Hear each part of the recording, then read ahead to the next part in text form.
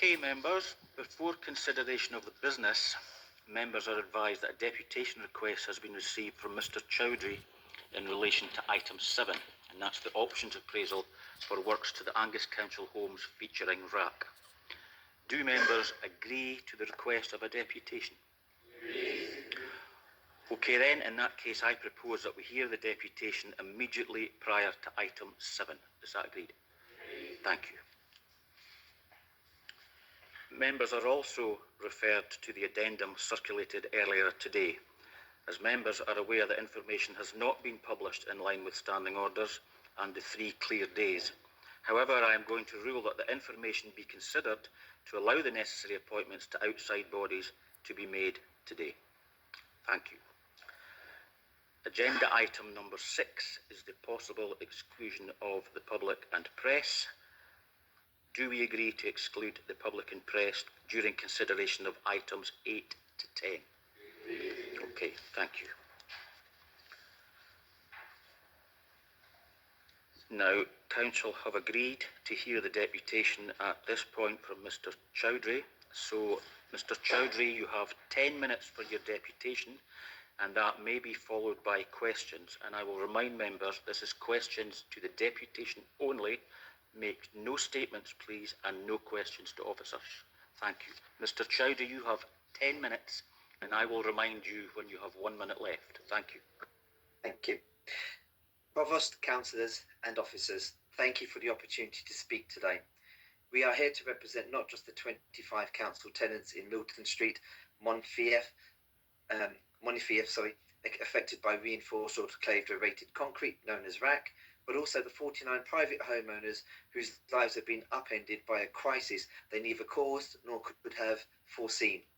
For council tenants, we are simply seeking a clear assurance that all costs associated with temporary relocation will be fully covered by the council, and that any remedial works will include restoration of their homes to at least the same condition they were in prior to the intervention. The council's report opens with a focus on its own properties, yet it is a grave injustice that the private homeowners, those facing the real and immediate threats of bankruptcy and homelessness, are given so little weight in this process. That must change. Let me speak plainly. The historical data cited from the BRE and the Institute of Structural Engineers fails to account for key past demolitions. 400 homes in Basildon in the 1990s demolished, and 86 condemned properties in West Lothian in 2004. These events were not minor anomalies, they were very early warnings, and those same institutions failed to reflect on or include these precedents in their guidance. This omission renders their advice incomplete and inappropriate for addressing RAAC in ex-council or low-cost housing built in the same era. The report recommends option 4, full removal of RAAC and installation of timber flat roofs. Homeowners overwhelmingly support this from a safety standpoint, but it's simply unaffordable for the majority. These homes were sold under the government's right to buy scheme, bought by people who trusted that they were acquiring safe, habitable homes. Many are elderly. They cannot return to work. They cannot access loans. They lack the savings. These properties are in areas highlighted in the Scottish indices of deprivation. They were affordable homes, and now they are unaffordable liabilities. Angus Council may not have built all of these homes. It would have been a prior form of the council. But today they lie within your authority. Homeowners pay their council tax here. They engage with your services. That creates both a duty of care and a moral responsibility. To the council's credit, your officers and councillors have engaged with residents more constructively than many other local authorities in Scotland. But residents are dismayed that you have yet to accept any responsibility to offer financial support. The scheme of assistance exists for precisely this kind of crisis. You can create a shared equity model. You can use discretionary grants. You can offer sundry debt recovery loans. I am currently working with Clackmannshire Council on precisely such a model. There is no legal or policy barrier to you doing the same, only political will. Moreover, your delay is striking. It has been over a year since RAAC was first identified here, yet progress lags behind every other Scottish council. I urge you to fast-track any feasibility work and to which, as seen elsewhere, often reduce projected costs by up to 50%. Additionally, while the council is only now planning to begin engagement with private owners, many homeowners have already confirmed their desire to pursue the timber roof replacement, but they need financial help. A sound plan without financial aid is not a solution, it's a sentence. The shared nature of these roofs further underscores the need for unified action. If even one homeowner cannot afford to participate, you risk halting progress for all. This makes it not just a personal, but a communal crisis. And it doesn't end with Milton Street. There are homeowners in Angus outside former council stock who are also discovering RAAC in their homes. One such family in Octa House purchased their house in good faith last year. It had no known council history. Their structural engineer confirmed that the RAAC flooring is now unsafe, beyond its lifespan. Their home report surveyor failed to identify it.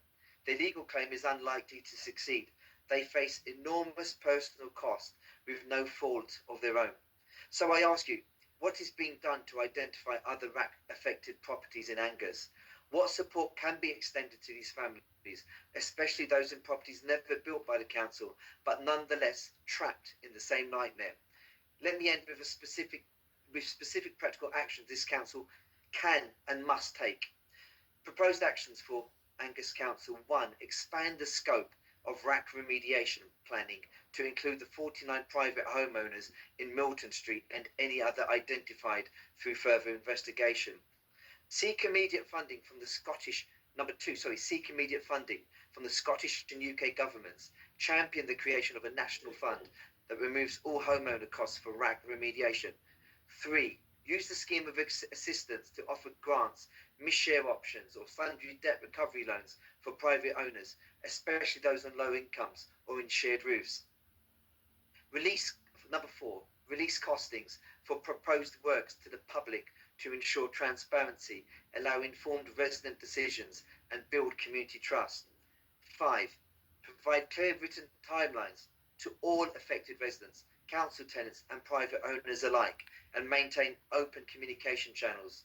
6. Hold a follow-up public meeting with all Milton Street residents before any final decision is taken. 7. Investigate RAAC in other Angus homes, especially properties built privately in the 1950s to 1980s, and consider what support could be provided to homeowners caught unaware. I urge councillors to remember that behind every affected property is a real person or family caught in the midst of a financial and emotional storm. These homeowners are not statistics. They are parents, pensioners and working people, many of whom are deeply distressed about their future. They are placing their hope in Angus Council to show fairness, compassion and leadership by delivering a just and workable solution. This is your called Angus home. You have the power, the legal tools, and if you choose, the compassion to act justly. Please do not leave these families behind. Thank you. Are there any questions to Mr. Chowdhry? No statements or questions to officers, just to the deputation. No. Okay, thank you very much, Mr. Chowdhry. There's no questions. Thank you. Okay, members, the next one is agenda item number 7,